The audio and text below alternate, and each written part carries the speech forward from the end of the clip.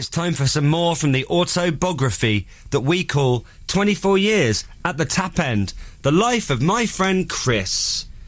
All right? All right. Okay, where are we at? I thought we'd go to my 13th year at the Tap End, if you're keen. I'm keen, but do you know what? What?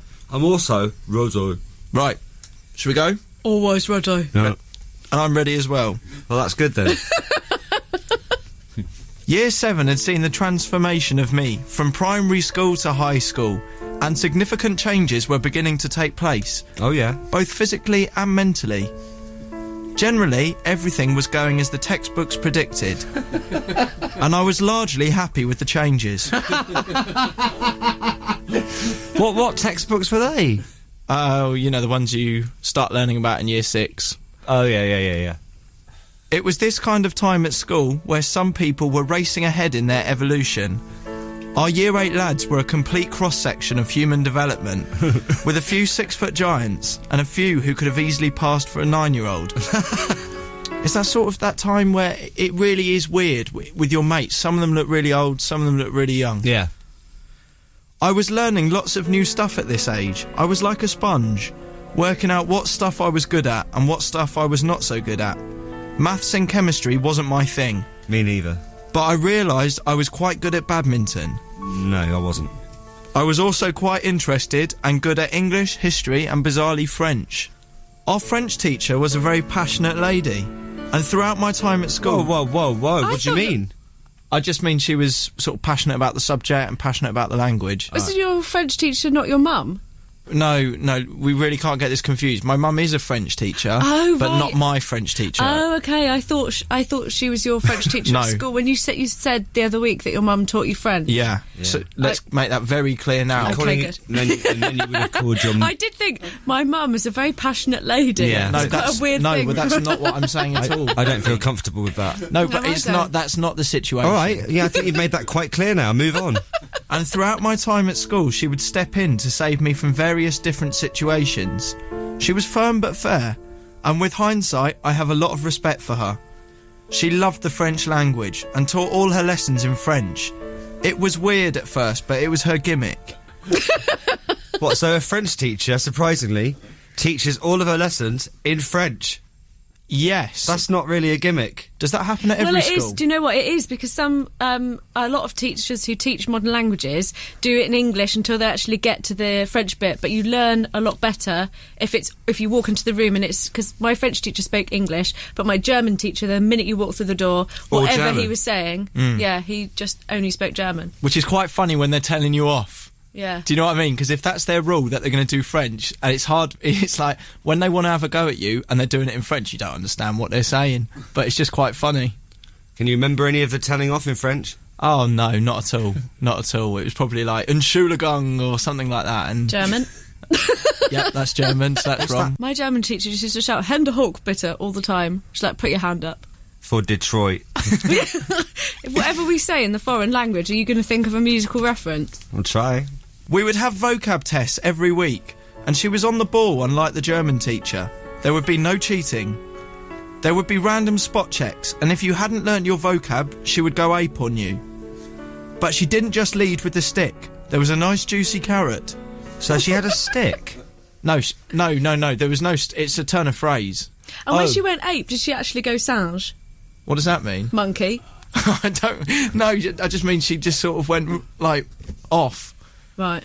Wild. In a sort of, like, telling off... Really passionate. No, she didn't do that at all. Did she, like, bend over and have her arms, like, scraping the floor? No. Right, I'll reword that. Yeah, I think you need to for the book. People won't get it. The trip had been planned and deposits paid for and was happening this week. The Year 8 school trip to Bologne. A one-day bender by Year 8 standards. Year 8s don't go on benders, do they? I couldn't think of another word for it. An excursion, but it didn't seem to do it justice. Also, I'm not being funny, I've been to Bologne. I don't think a bender is possible there. Bish bash bosh to the bender in Bologne. We were going across the channel to a French town called Bologne. It was set to be a long day. I had arranged to sit next to Robert Mayo on the coach, as he had a small handheld TV. For no reason, this was confiscated within half an hour of us setting off. A poor decision from the teachers, who were employing a no-fun policy on the journey. They also didn't like us singing, but we got to Dover, eventually, and boarded the ferry. This was really exciting. We were told not to move from the food deck, but as soon as we were released from the coach, we scattered. Most people headed to buy food, just because they could, really. Wanting to take in the culture of the event, I ventured out onto the deck to take in some sea air. But I was found by a teacher and given a proper dressing down. So they didn't like you going anywhere, did they? No, they just wanted to try and keep control of the situation. Yeah, fair enough. And we wanted the opposite. Yeah. I didn't let it get me down, though, and as we were loaded back into the coach on the other end, I was excited about the trip ahead. We were driven to a French hypermarché, where we were instructed to look around and practice our French. I smashed it, asking a random French, "Où est la toilette?" He answered in English, but all the same it had been my first European conversation. Kind of. Kind of half. Out on my own there, in the wild. Of the hypermarché. I enjoyed the freedom of the hypermarché, but due to a lack of funds, couldn't really bulk buy stuff to bring back to England. We were loaded back into the coach as we headed towards the headline act of the day, Bologne town centre. Now this was France. French flags were flying everywhere, and the town centre looked pleasant. We were instructed to not stray from the main road, but use the opportunity to explore some of the stalls selling stuff, and maybe go to a cafe for a croissant. We had a couple of hours to do what we wanted within reason. It wasn't long until we had the lay of the land, and I noticed that all the lads were gathered around one particular stall, which seemed to be doing good business. I walked over to find a guy selling stuff out of a suitcase. He had mini statues and Bologne snow globes, but he was doing a roaring trade on nudie pens. Oh, I like them. He had a whole range. These were the pens where when you turn them upside down, the ladies' clothes fall off. Yeah. It's clever stuff. You know the ones I mean? Yeah, I do, yeah. So if they, I don't know how they work. It's like ink or something, and then you turn it upside down and whoop, off. And then you dress her again by turning it back. You know, back down, and then hours of fun. The teachers were nowhere to be seen, and pretty much all the lads were buying them. It was the highlight of the trip, and the next 2 hours were great with the pens. One of the lads even... 2 hours? Yeah, it was great fun. One of the lads had even managed to get hold of some nude playing cards. Everyone was having a great time. Bologne was great. It was a shame to have to leave, but all good things must come to an end. I like it, you really got into the kind of culture of it. Yeah. I mean, we did the shopping and...